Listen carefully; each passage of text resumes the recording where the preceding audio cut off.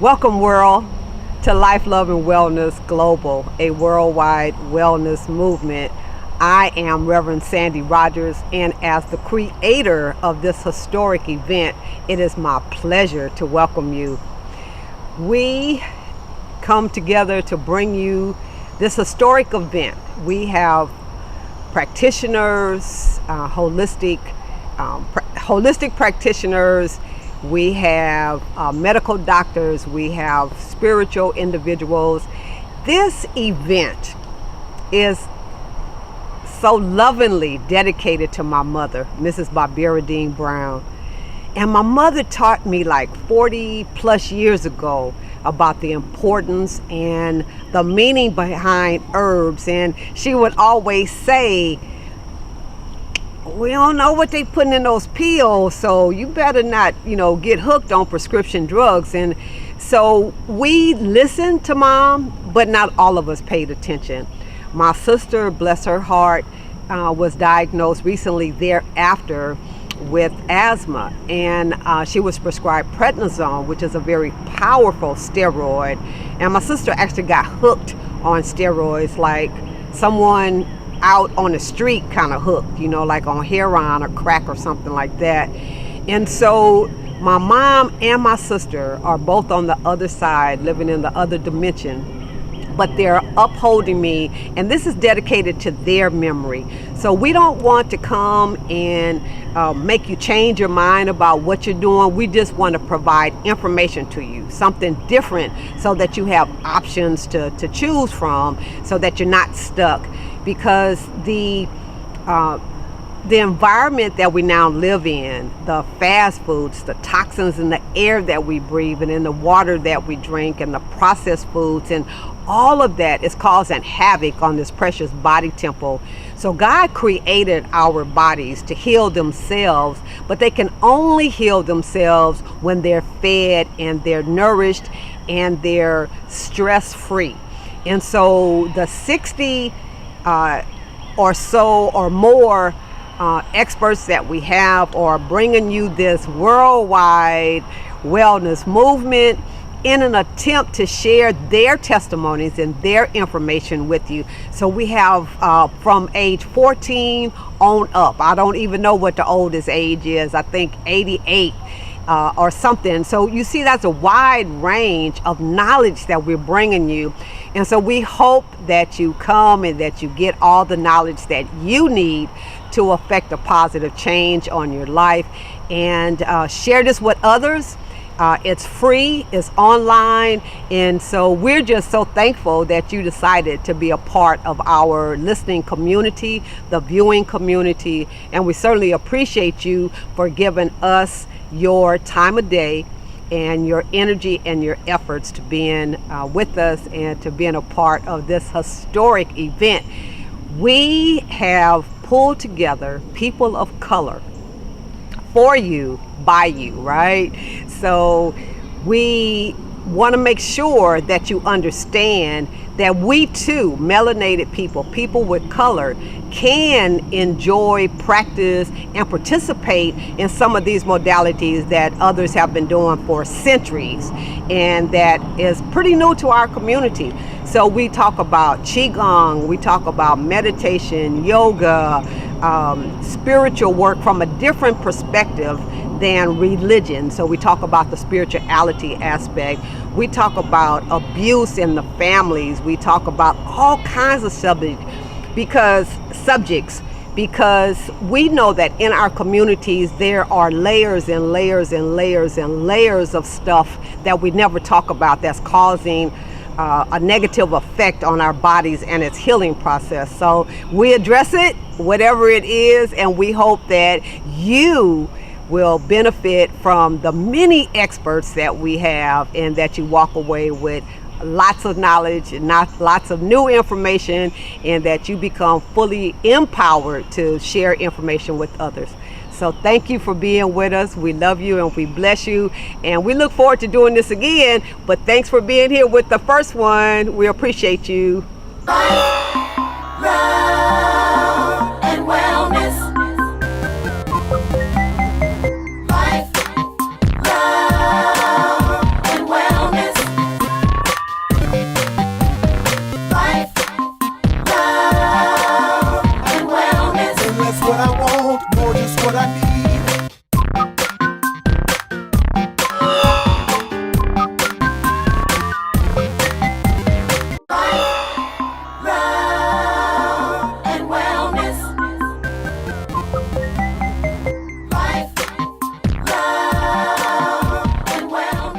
Hi, Sandy. Thank you. Thank you so much for including me in your project. Oh, it's a pleasure. I mean, you have so much to offer. You've done so much intensive research and study on African Americans, particularly, and our contributions to humanity and society. So you're an author, and you're really involved deeply into helping us to see our ancestral connection with the motherland, and just for us to understand our power and our strength and who we are in our melanated skin. So you've done several books. You've done a word book that bridges the information with the also with people that like to do the word searches or the puzzle books, right? Yes, yes. I'm looking at that one from a couple of angles, from the angle of just word searches in general and how they help people remain sharp, their brains remain sharp. And in particular, I use that particular format and subject matter as part of my comprehensive approach, I guess, to my writings, which is to help share what I came to conclude after taking a trip to Africa, which sent me on a mission, if you will, to try to help us here in the diaspora in America to heal. Right. And so that takes on a myriad of looks, right? As far as which aspects of life and living we need to touch on. Right. Part of what I do in my books, I try to present as many angles as I can for what I feel we are missing in terms of healing. First by, in the first two books, going through and just kind of re-evaluating, taking a second look at what happened to us during slavery and how we got to be who we are today. And I think it's very important to us, especially in terms of healing, because that process never took place. I did a lot of research after I took my trip to Africa, and in doing so, I came to realize just how many different types of African Americans there are. And so we have a lot of different types of needs. I look at some of those needs in my book, but those of our ancestors who were still enslaved never had an opportunity to heal. They had to be stressed. They were, traumatized from their experiences, and they were expected to just pick up and go along. The same thing with, the experiences that were passed down to us. They may have had an origin in what was done to us during slavery, but the behaviors were just passed down through us, through our parents and our parents' parents, and just never addressed. One example I can think of is the way that we, or our generation, disciplined or received discipline and learned how to discipline our children. During our enslavement, it was vital for parents to be able to control their children because of to keep them out of harm's way. When something was threatening the black structure of that family, whether it was a formal family or informal through jumping the broom or whatever, that family unit, the children, if there was harm coming their way, the children had to respond to their parents' control over them. They didn't have the luxury of questioning what the parents said or anything like that the kids are doing now. To me, that's how it started in terms of the harsh behavior that the parents kind of meted out to the children to get that point across. I mean, but there was no explanation that came with it. It was just, okay,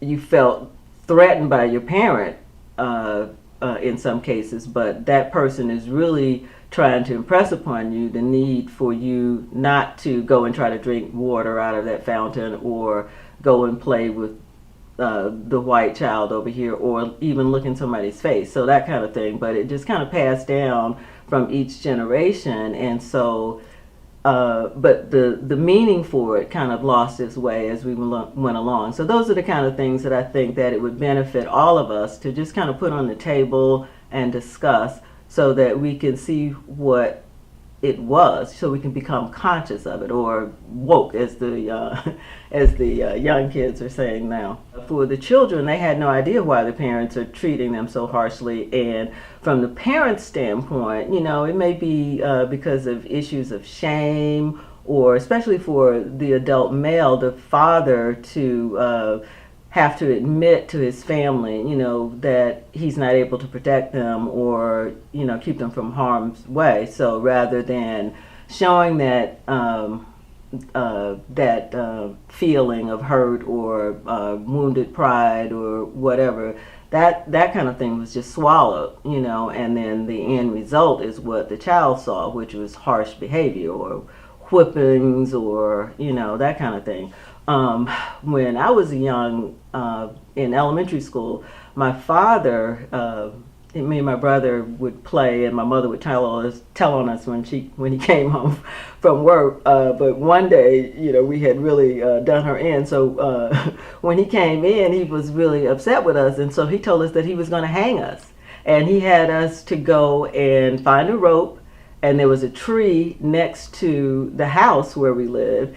And he went through the whole motions. My daddy was a little different, but he went through the motions as if he was going to hang us, and just to scare us out of our minds. And I was really like, what? He didn't give any explanation for it.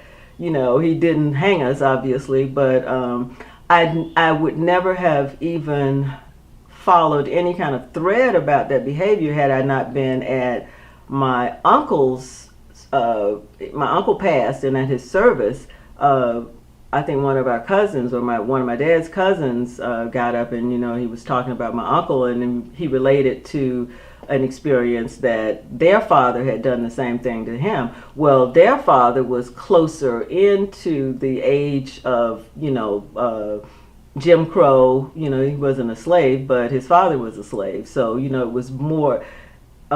was more relevant to my grandfather as a fear that had been instilled upon him, the whole hanging thing. And I think part of it was also to kind of take some of the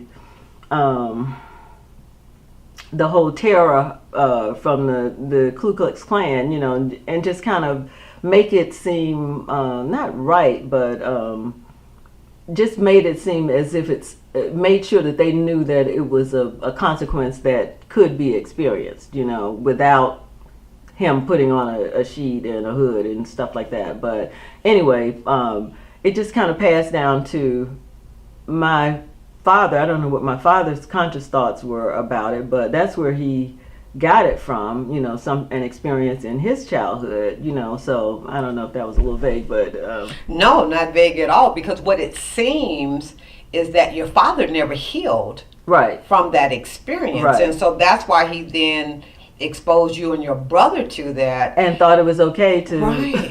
threaten us with right. with hanging, Yeah. But anyway, it's the when I went to Africa and saw how especially in the countryside, how the mothers, the relationship between the mothers, the parents, and their children, and how they were treated more like children, and expected to.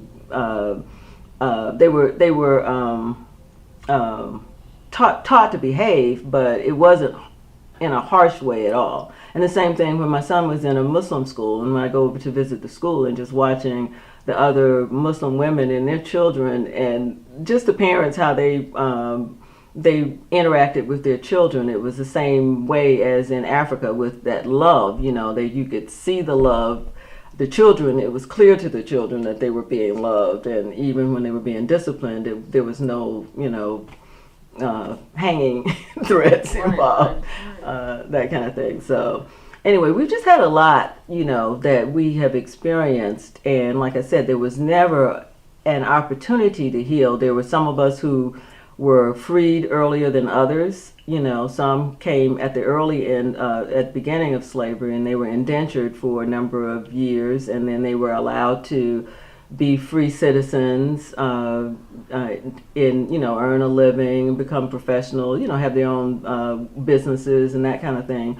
There were those of us who came to this country escaping from Haiti, as they were the sons and daughters of the slave owners there, and because of the culture that was developed to raise the slave owners' children, offspring, up above the masses of us, as a way of keeping us separate and keeping us divided. There were a lot of people who had to run from black people of African descent who had to leave Haiti and come to this country, for fear of their lives during the revolution. Then you have people here who were people whose ancestors were part of the breeding farms, and so their whole culture is something completely different. There was no need for for that. In that particular universe, there was no existence of love and family unit, because what the end result was going to be. In other places, it might have been a surprise to have one of the relatives sold off, but in the breeding farms, that was what the business was. You make the children are sold someplace else, or that kind of thing. So those kinds of things were just go down, through our DNA, and so we've retained, all of that experience, and it's different types of experiences, but we're considered as African Americans here, and those things, just the fact that there are so many differences have not really been pointed out that much. So the color in our community, why, not only the lighter skinned people, but the darker skinned people, don't like the lighter skinned people, or lighter skinned people don't like the dark, and it's all because of what that whole institution was about, but as the generations continue to come in, the information or the reasons behind that behavior is left behind, and we're just left with the behavior. The colorism. Yeah.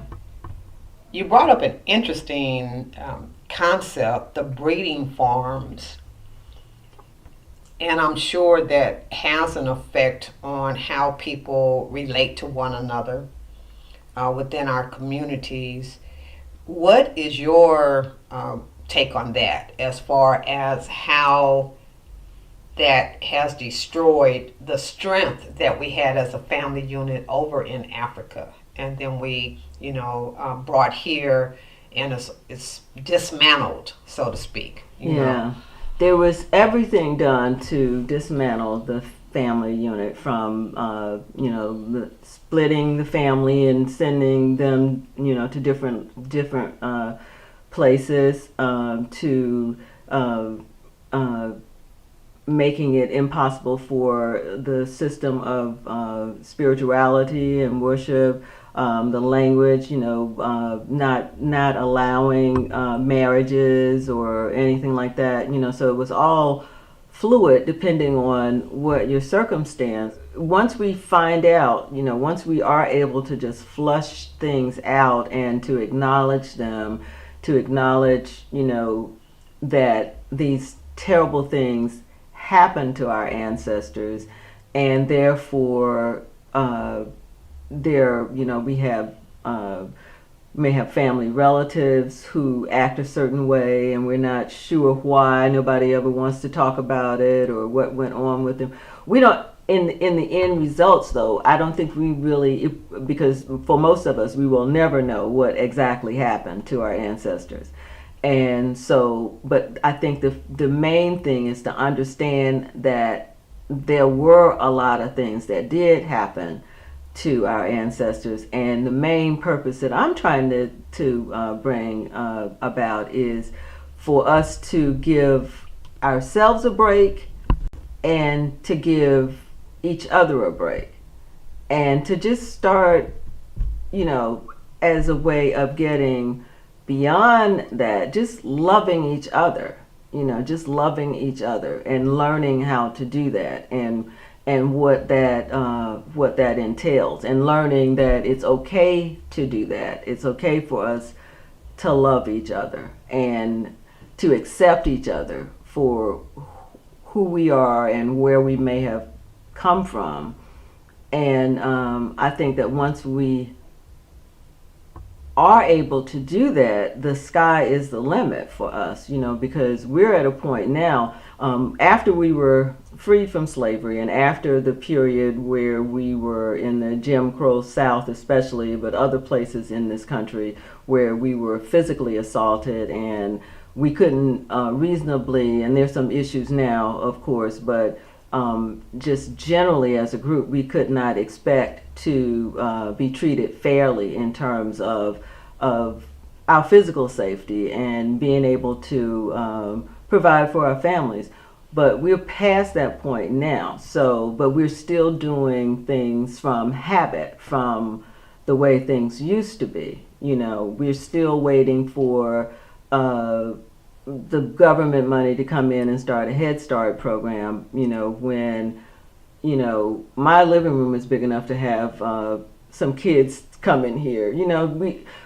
To gradually make that turn so that we can reattach ourselves to our community nature, our nature of living in a community and being a village that raises a child, and making sure that everybody in our village had what they needed, like Jesus was saying, making sure that the widows are taken care of with their, someone's left with little children. The community can help that person, to heal emotionally and to try to get back on their feet and help them, financially and other materially while they're trying to do it. I think we're still kind of waiting for our former captors to do things for us that we can now do for ourselves. Reduced to money. And, my life, I want to get married because this person has this amount of money, or I can have enough money to send my children over here, or, that kind of thing. And looking in terms of looking for money instead of what the desires of our heart actually are. A lot of unconditioning that needs to take place. But I think that if we get started with it, and to just, as I said before, not look for, or maybe I didn't say this, not look for approval, because we do things this way. Well, this is the way that, somewhere in our being still tells us to do them, and as long as the God self directs us in that direction, then, it doesn't have to be, I don't have to have a BMW or whatever to show that I'm successful. I don't have to have that as my goal for every waking moment of my day, of every day, and I know people who, I used to know people who are like that. Their whole life revolves around, getting material things that you cannot take with you at the end of your life's journey or whatever. So great points. So in closing, is there a summary or a couple of points you want to make to the listening audience that can be incorporated into increasing the wellness of our communities? I think the greatest thing, or the thing that I would like to, the greatest point that I would like to leave everybody with is learning to recognize your God self, because it all starts with that, and learning to recognize the voice that is within you that will direct your path. and learning that you are worthy of hearing that voice, that you are not a child of a lesser God, that this is for, like as Jesus said, he came to show us that to live life and live life abundantly. So the things the material things, not money, not Fort Knox, or although I understand that's empty, but the things that you want, the things that are the desires of your heart, your creativity can blossom, once you are confident enough in your inner spirit, then you can be open to love, and the love that you pour out is returned, So I think that's the greatest lesson that all of us can learn. Well, thank you so much, Miss Linda Pace Samuel. You have just been a joy and shining light on a lot of things that we can incorporate into our lives. And so we sincerely appreciate you. Thank you.